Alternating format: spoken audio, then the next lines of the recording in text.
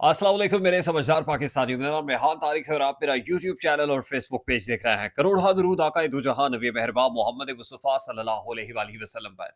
इस दुआ और इस उम्मीद के साथ इस व्लॉग का आगाज करते हैं कि अल्लाह रब्बुल इज़्ज़त इस मुल्क के फैसला साजों के दिलों में समझदार पाकिस्तानियों के लिए नरमी पैदा कर दे। रात गए बड़ी खबर आ रही है शहर इक़्तिदार वफाकी दारुल हुकूमत इस्लामाबाद से, जहां वफाकी हुकूमत को बड़ी वार्निंग जारी कर दी गई है।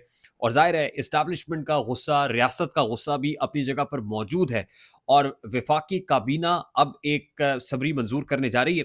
वजारत दाखिला की जानिब से FIA साइबर क्राइम विंग ने एक रिपोर्ट तैयार की है और बानी PTI के खिलाफ बड़ी कार्रवाई का जो इंदिया है, ना सिर्फ इंदिया दिया गया है बल्कि अब तैयारी कर ली गई है कि रियासत मुखालिफ बयानिए पर बानी PTI के अगेंस्ट मुकदमे का इंदराज किया जाए और इंसदादी दहशतगर्दी के तहत, इंसदादी दहशतगर्दी एक्ट के तहत जो मुकदमा है वो चलाया जाए। उसके साथ साथ जो पाकिस्तान पीनल कोड है उसकी कुछ सेक्शंस का हवाला दिया जा रहा है कि उन सेक्शंस के तहत, क्योंकि वफाकी काबीना की जो मंजूरी है वो दरकार होती है, इसलिए पहली ही फुर्सत में वफाकी काबीना की मंजूरी ली जाएगी। उसके बाद मुकदमे का इंदराज होगा और फिर कार्रवाई शुरू हो जाएगी और दहशतगर्दी की दफात के तहत ये मुकदमा दर्ज किया जाएगा। और बानी PTI के जो रियासत मुखालिफ कैंपेन है, बयानिया है, अब हुआ क्या है एक्चुअली, गुज़श्ता कुछ दिनों से जो रिपोर्ट हम कर रहे हैं उसके मुताबिक रियासत का गुस्सा बहुत ज़्यादा है और गुस्सा इसलिए है कि बानी PTI की जानिब से अब जो कैंपेनिंग हुई है, जिसमें सबसे पहले डी चौक इस्लामाबाद में जो प्रोटेस्ट हुआ पाकिस्तान तहरीक इंसाफ का, उसके बाद एक जो बयानिया पाकिस्तान तहरीक इंसाफ का रहा वो लाशों से मुतल्लिक था कि इतने लोग शहीद हो गए, एक नंबर कोट किया जाता रहा। उसके बाद एक नैरेटिव सोशल मीडिया के ऊपर, ट्विटर के ऊपर एक ट्रेंड बन गया और अब तक जो है वो टॉप ट्रेंड है, टूटने नहीं पा रहा कि गोली क्यों चलाई, फिर कहा गया कि गोली किसने चलाई। ये बिल्कुल उसी उसी तरह है जैसे जनरल बाजवा के दौर में था कि वो कौन था और एक अरसे तक पाकिस्तान तहरीक इंसाफ ने ये ट्रेंड टूटने नहीं दिया। उसके बाद इसी ट्रेंड को आगे बढ़ाते हुए हमने एक नया ट्रेंड देखा और वो था कि मिलिट्री प्रोडक्ट्स को, मिलिट्री की मसनूआत को बायकॉट किया जाए। फिर उसके बाद हमने एक और नैरेटिव देखा और वो नैरेटिव ये था कि दो नुकाती एजेंडा है हमारा मुतालबात का।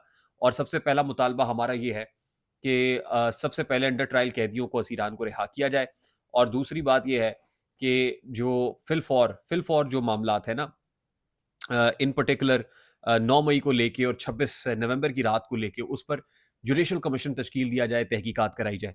और अगर ये नहीं होगा तो फिर हम सिविल डिसोबीडियंस यानी सिविल नाफरमानी की तहरीक ट्रिगर करेंगे और जो समंदर पार पाकिस्तानी हैं उनको कहेंगे कि आप तरसीलात ज़र मत भेजें, यानी रेमिटेंसेस जो हैं वो भेजना बंद कर दें। अब ज़ाहिर है कि एक ऐसे वक्त पे जब रियासत को परेशानी ये लाहक है कि इकोनॉमिक सिचुएशन ठीक नहीं है, क्राइसिस बहुत ज़्यादा है, बढ़ता ही जा रहा है और जब तक स्टेबिलिटी नहीं आती तब तक हुकूमत भी स्टेबल नहीं होगी, ये स्टेटस को इस वक्त जो है वो भी बरकरार नहीं रहेगा।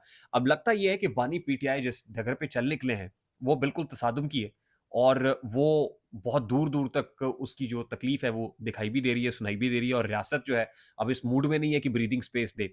अब हुआ क्या है over the period of last, मैं तो इसको फ्यू डेज कहूंगा, फ्यू मंथ्स नहीं कहूंगा, क्योंकि डी चौक के अंदर जो कुछ हुआ उससे पहले ये भी कहा गया, ये पाकिस्तान तहरीक इंसाफ के अंदर कुछ एलिमेंट्स बताते हैं कि जी हमें ये कहा गया कि आप संजानी पे रुके और बानी PTI की रिहाई से मुतालिक, इमरान खान साहब की रिहाई से मुतालिक हम आपको यकीन दहानी कराते हैं, अगर सब संजानी पे रुक जाएंगे तो इस हवाले से रास्ता दिया जाएगा। और फिर ये कहा गया कि अगर आप बात मान लेंगे तो आपके लिए कुछ स्पेस क्रिएट हो सकती है, लेकिन बात मानी नहीं गई।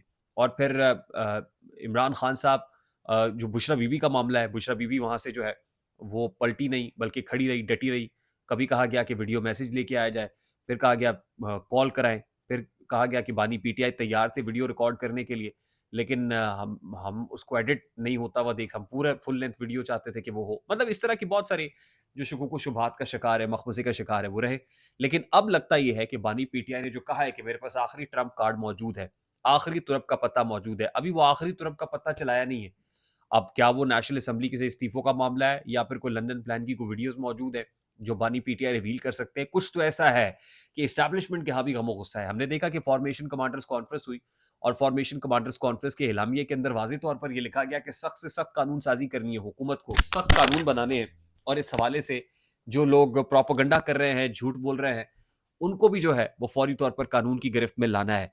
तो ये बहुत सख्त मौक़िफ़ था फॉर्मेशन कमांडर्स कॉन्फ्रेंस। इसके बाद मैंने आपको बताया था कि अब ये हुकूमत के ऊपर बाल डाला जाएगा और कहा जाएगा कि हुकूमत जो नैरेटिव बिल्डिंग के अंदर नाकाम है, वो हुकूमत करे। और अब भी लग रहा है कि एस्टैब्लिशमेंट की जानिब से हुकूमत को कहा जा रहा है कि भाई जो करना है हुकूमती सतह पे करना है, और वफाकी काबीना को चाबी भरी गई है और वफाकी काबीना के पास इसके अलावा ऑप्शन कोई मौजूद नहीं है।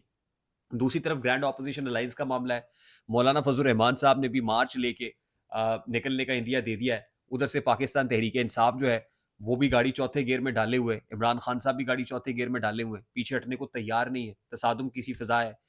ऐसे में लग ये रहा है कि मामला एकदम क्लाइमेक्स की सूरत इख्तियार करेगा, और इस जंग के अंदर जो अब होने जा रही है, जिस दिए में जान होगी वो दिया रह जाएगा, या अब जो है वो कोई लगता ही है कि कोई पॉइंट ऑफ नो रिटर्न के ऊपर मामला आके खड़ा हो गया है यहाँ पे। हालांकि इमरान खान साहब ने एक मुज़ाकराती कमेटी तश्कील दी है और ये कहा है कि 12 दिसंबर तक की डेडलाइन है, और अगर 12 दिसंबर तक मामला तय ना हुए तो फिर हम ये सिविल डिसोबीडियंस की तरफ जाएंगे। लेकिन इससे पेशतर कि 12 दिसंबर, अभी तो 7 दिसंबर गुजरी है, 8 दिसंबर में हम दाखिल हुए हैं, लेकिन उस वक्त ही जो है वो गाड़ी चौथे गियर में डाल दी गई है। यानी इस्टेब्लिशमेंट इस मूड में नहीं है कि किसी भी किस्म की इंगेजमेंट करे। और बानी पीटीआई भी जो है वो इंदिया दे चुके हैं।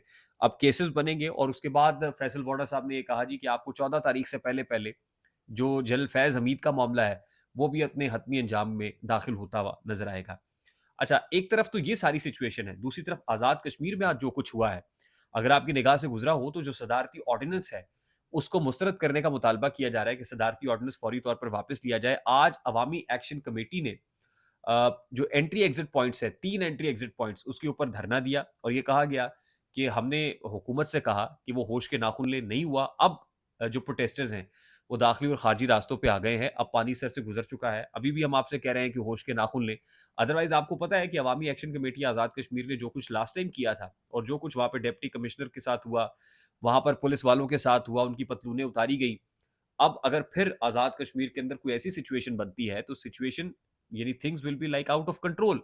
और जिस तरह से मामला इवॉल्व हो रहे हैं, जिस तरीके से चल रहे हैं, फिर मुझे तो नजर आ रहा है कि ये जो निज़ाम है वो तलपट हो सकता है। जिस तरह मैंने अपने गुज़श्ता व्लॉग के अंदर आपको बताया था कि निज़ाम को तलपट करने की तैयारियां हो रही हैं। अगर ऐसे ही चला और बानी पीटीआई की जो स्ट्रैटेजी है कि मज़ीद गुस्सा दिलाया जाए, मज़ीद जो सब्र का है वो इम्तिहान लिया जाए, और गेम ऑफ नर्व्स है, जो जैसे ही टेम्परामेंट लूज़ करेगा, पेशेंस लूज़ करेगा, वो ज़ाहिर है कोई ना कोई गलती करेगा। और लगता ये है कि फिर हुकूमत के लिए भी आखिरी वार्निंग है, वफाकी काबीना के लिए भी, अगर अब ना संभले तो फिर ये निज़ाम चौपट होता हुआ नज़र आ रहा है और फिर कोई नया सेटअप आएगा और उसके बाद ही मामलात आगे चलेंगे। आई होप मेरी बात आप तक पहुँच रही होगी, और पहुँच जाए तो वीडियो को लाइक और शेयर करना मत भूलिएगा।